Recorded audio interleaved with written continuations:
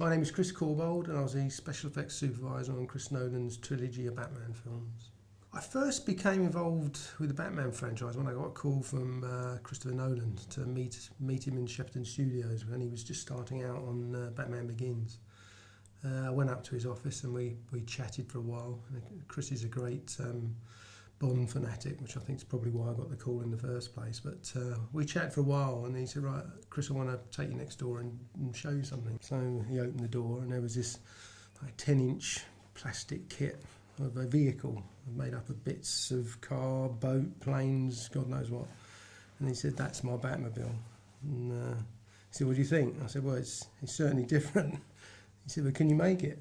I said, well, we'll have a damn good try. And that was my introduction. And from there, we went on from there. I would be lying if I said I was a massive fan of Batman before Batman Begins. I hadn't actively watched the films, very much at all. And when Chris mentioned about watching them, I didn't really want to. I didn't want to watch them and get subconsciously swayed as to how I was going to do things in Batman Begins. So for that reason alone, I only ever watched them after we've finished the first couple, to be honest. But no, I think Chris's ones were for me the definitive ones. That's what I wanted to concentrate on. My crew varied, but really sort of stuck around the 70 to 80 mark, sometimes getting as much as 100 once we started shooting in the States. Regarding the Tumbler, there were three teams of guys working on the Tumbler. There was a team that handled the engine configuration, the gearbox, the chassis, suspension, tyres. There was another team of guys who concentrated on moulding the bodywork and fabricating that. And there was a separate team of guys who handled all the gadgets, the jet burner, the hydraulic flaps, all the working parts of it as such. So it was a real team collaboration. Chris's mantra really about his vehicles, he wanted them to be performance vehicles, not just look pretty, but he wanted them to achieve things. So that really set the benchmark pretty high. And to us it was a challenge. And we actively went out to try and create, certainly in the Batmobile, a vehicle that would perform, could jump through the air, could do 100 miles an hour. We actively spent a lot of time trying to push this car to the limits, particularly in its top speed, its 0 to 60, but also especially with the jumping, there was requirements for it to jump within the script where it jumps a central reservation. And we wanted to do it so it could jump, land and carry on driving and finish a scene, not like the normal situation where the undercarriage folds up and you have to cut, change the cars. So we did about between 50 and 20 jumps in the car where we would jump it, find out where the weak point was, strengthen it, jump it again, find out where the next weak was so we could progressively move along till we could jump it, off a 4-foot ramp at 60 mile an hour, land and then just carry on driving, which we achieved after a while. The design and style of the Tumbler was a collaboration between Chris Nolan and Nathan Crowley. Historically they go into Chris's garage in his house, bury themselves for a couple of months and come up with these designs. And it was a collaboration between the two. Between them, they created this concept model, which we then went on to build. The initial reaction of the crew was, I think, one of head turning, and it started when we arrived on the set with the transporter, and when you turn the key to that vehicle and you hear that throaty roar start up, I don't think there was one head on the set that didn't turn around to have a look at it.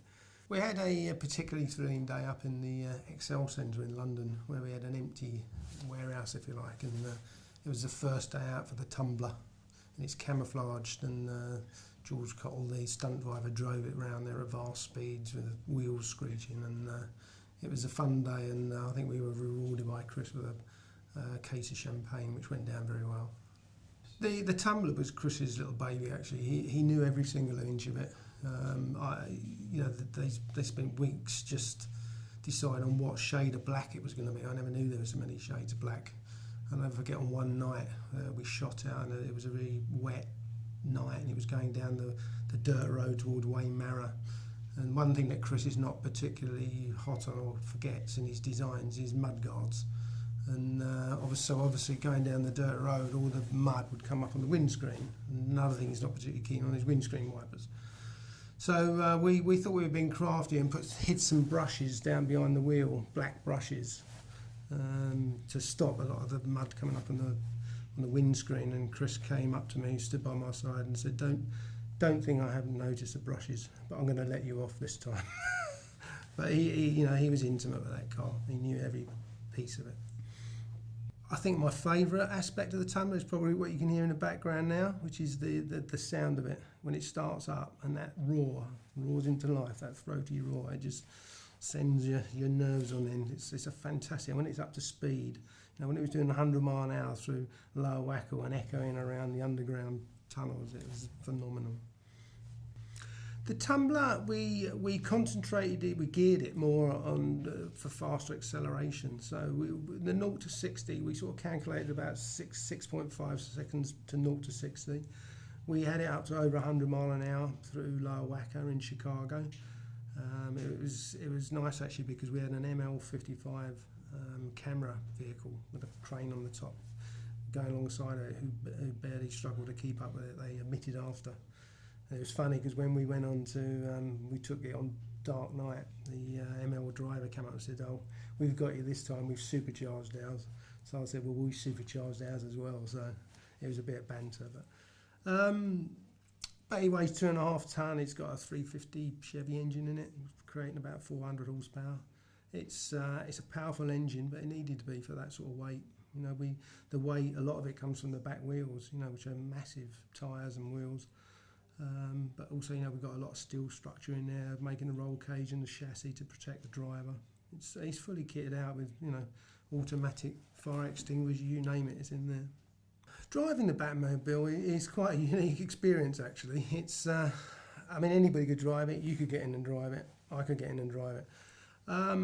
Driving it fast and accurately is a totally different ball game. It's very, very loud in there. It gets very, very hot in there, and the vision through the windows is very, very limited. So when you watch the stunt drivers driving it, their noses are literally pressed to the screen so they can get as much peripheral vision as they possibly can. But when you're in it and the stunt guys are weaving through the traffic, it's like the best roller coaster ride you've ever been on.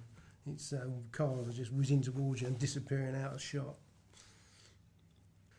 So many scenes in all the Batman trilogy have wonderful memories for me, but I think, aside from building the 3 vehicles, one of our great most spectacular moments is probably a hospital explosion in Dark Knight with Heath Ledger in, the bus going past the building as it all exploded and collapsed.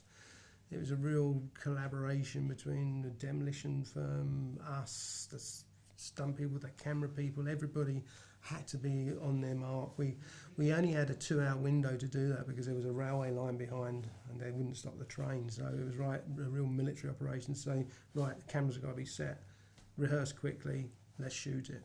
So it was very rewarding when it all looked so great.